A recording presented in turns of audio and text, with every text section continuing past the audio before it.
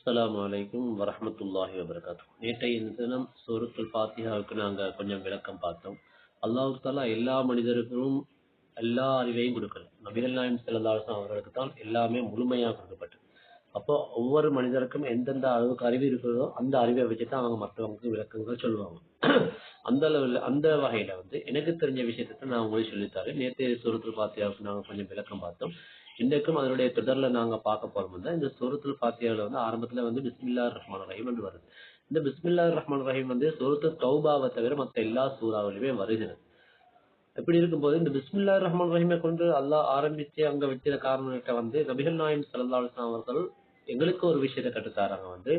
எந்த ஒரு நல்ல காரியத்தையும் பிஸ்மில்லாஹிர் ரஹ்மானிர் ரஹீம் அல்லாஹ்வுடைய திருநாமத்தை கொண்டு அல்லாஹ் அந்த திருநாமத்தை கொண்டு ஆரம்பிக்கலைன்னா அதுல பரக்கத்து இல்ல, அதுல பரக்கத்து குறைஞ்சதா இருக்கும்னு சொல்லி அவங்க சொல்றாங்க. அப்ப பிஸ்மில்லாஹிர் ரஹ்மானிர் ரஹீம் சொல்லி எந்த ஒரு நல்ல காரியத்தை ஆரம்பிச்சாலும் அது நமக்கு பெரிய ஒரு பலனை கொடுக்கும். உதாரணமா வீட்டினுடைய கதவை நாங்க திறக்கிறோம், பிஸ்மில்லா சொல்லி திறக்கிறோம், பிஸ்மில்லா சொல்லி மூடுறோம், ஜன்னல்களை பிஸ்மில்லா சொல்லி திறக்கிறோம், பிஸ்மில்லா சொல்லி மூடுறோம் என்று இருக்கும் பொழுது அந்த பிஸ்மில்லா சொல்லப்பட்ட இடத்துல ஷைத்தான் வருகை இல்லை. அதே போலதான் ஒரு சம்பவத்தை சொல்றதுன்னா, ஒரு கணவன் மனைவி வாழக்கூடிய ஒரு குடும்பத்துல ஒரு மனைவி எப்ப பார்த்தாலும் எந்த ஒரு நல்ல காரியம் செஞ்சாலும் பிஸ்மில்லாஹிர் ரஹ்மானிர் ரஹீம் சொல்லுவா. அதாவது ஒரு பொருள் எடுத்தாலும் அதை வச்சாலும் எல்லாத்துக்குமே பிஸ்மில்லா சொல்லிக்கிட்டே வந்தா. அப்போ இவருடைய கணவருக்கு அது பிடிக்கல. என்னடா எப்ப பார்த்தாலும் எதுக்கு எடுத்தாலும் பிஸ்மில்லா பிஸ்மில்லா பிஸ்மில்லா சொல்லிக்கிட்டே இருக்கிறாளே என்று பார்த்துட்டு என்ன செய்யலாம்னு பார்த்து ஒரு நாள் அந்த மனைவி ஒரு பொருளை எடுத்து ஒரு மேல வைக்கிறா, பிஸ்மில்லா சொல்லி தான் வைக்கிறா, பிஸ்மில்லாஹிர் ரஹ்மானிர் ரஹீம்னு வைக்கிறா. வச்சதுக்கு பிறகு அத கணவன் ஒளிஞ்சிருந்து பார்த்துட்டு என்ன செய்யறா, மனைவி அங்கிட்டு போனது பின்னால அந்த பொருள் எடுத்து கிணத்துக்குள்ள கொண்டு போய் வீசிடுறாரு. வீசிட்டு ஒண்ணுமே தெரியாத மாதிரி அமைதியா இருக்கிறார். ஒரு 2 நாள் கழிச்சு என்ன செய்யறா, அந்த மனைவி அந்த பொருளை எடுக்கிறதுக்காண்டி அந்த இடத்துக்கு போறாங்க. எங்க பொருளை வச்சாங்களோ அங்க போறாங்க. கணவரும் பின்னால என்ன நடக்குன்னு பார்க்க போறாங்க. பிஸ்மில்லாஹிர் ரஹ்மானிர் ரஹீம்னு கைய வச்சா அங்கிருந்து அவள கையில அந்த பொருள் வந்துட்டு. எங்க போன பொருள்? கிணத்துல வீசப்பட்ட பொருள் இவர் மனைவியுடைய கைக்கு வந்துட்டு. காரணம், அல்லாஹ் மீது நம்பிக்கை வைத்து பிஸ்மில்லா சொல்லி வச்ச பொருள்.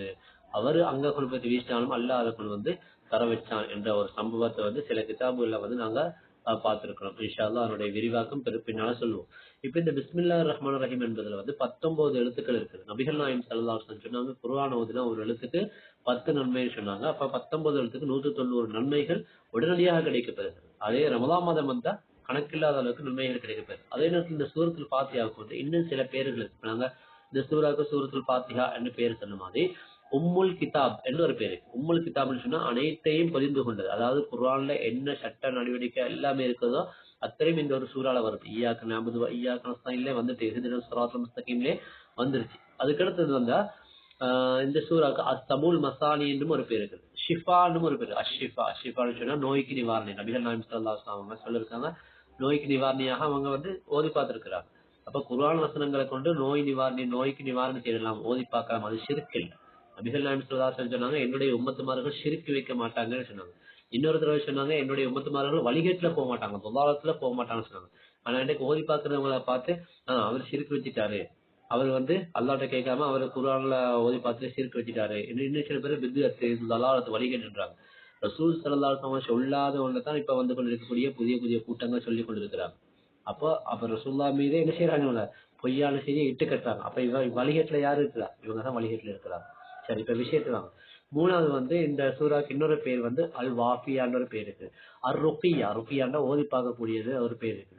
அல் ஹம்து, அல் ஹம்து என்ற ஒரு பேர் இருக்கு. அல் ஹம்துன்னா இந்த புகழ். அல் அசாஸ் ஒரு பேர் இருக்கு இந்த சூறாவுக்கு. அல் காஃபியா என்றும் ஒரு பேர் இருக்குது. இன்னும் இன்னும் பல பேர்கள் இந்த சூறாக்கு இருக்கு. இமாம் குர்துபி ரஹ்மத்துல்லாஹி அலைஹி அவங்க சொல்லுவாங்க, தப்சீர் குர்துபில இதுக்கு இன்னும் ஒரு 12 பேர்கள் இருக்கிறதாக அவங்க சொல்லுவாங்க. அதே போல இந்த 7 ஆயத்துகள் இந்த குர்ஆன் நபிகள் நாயகம் ஸல்லல்லாஹு அலைஹி வஸல்லம் திரும்ப திரும்ப ஓதப்படக்கூடிய சூறாவாக இந்த 7 வசனங்களும் கொடுக்கப்பட்டிருக்கிறது. ஏன்னு சொன்னாங்க எல்லா தொழுகையிலும் எல்லா ரக்காத்துலயும் இந்த சூறா ஓதியே தான் ஆகணும். இந்த சூறா ஓதாத தொழுகைன்றதே கிடையாது. அதே போல நம்ம நேற்று கூட பார்த்தோம், இந்த சூறா நம்ம ஓதுகின்ற நேரத்துல இப்போ பிஸ்மில்லாஹிர் ரஹ்மானிர் ரஹீமோட சேர்த்து தான் 7 வசனங்கள்.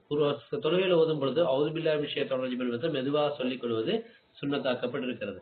அதே போல நேற்று அர் ரஹ்மான் அர் ரஹீமுக்கு நாங்கள் விளக்கம் சொன்னோம். அதாவது அல்லாஹ் தஆலா ரஹ்மான் சொன்னா இந்த உலகத்துல நல்லவர்கள் கெட்டவர்கள் அனைவருக்குமே ரஹ்மத் செய்யப்படுது. ஏன்னா காஃபிர்களை படைச்சது அவன் தானே, உலகத்துல எல்லா படைப்பையும் படைச்சா அவன் தான். அதனால அவன் தான் ரிஸ்க் கொடுக்குறான். ஆனா மறுமை நாள் வந்துட்டா மூமின்கள்ல யாரெல்லாம் அல்லாஹ் பயந்து வாழ்ந்தாங்களோ அவங்களுக்கு மட்டும்தான் அல்லாஹ் ரஹ்மத் செய்வான், மத்த எல்லாரையும் கைவிட்டுடுவான். அதுதான் அல்லாஹ் குர்ஆன்ல யாசின் சூறால சொல்றான், மம்தாசுல் யௌம அய்யுஹல் முஜ்ரிமூன்.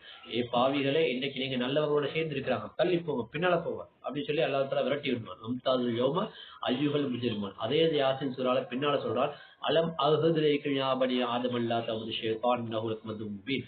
நான் உங்களுக்கு சொன்னேனா இல்லையா, ஷைத்தானை பின்பற்றி போவாதீங்கன்னு சொன்னேனா இல்லையா, ஷைத்தானை பின்பற்றி பாவங்களை செய்யாதீங்கன்னு சொன்னேனா இல்லையா என்று அல்லாஹ் தஆலா ஒரு கேள்வியை கூட கியாமத் நாள்ல வச்சு கேட்பான்.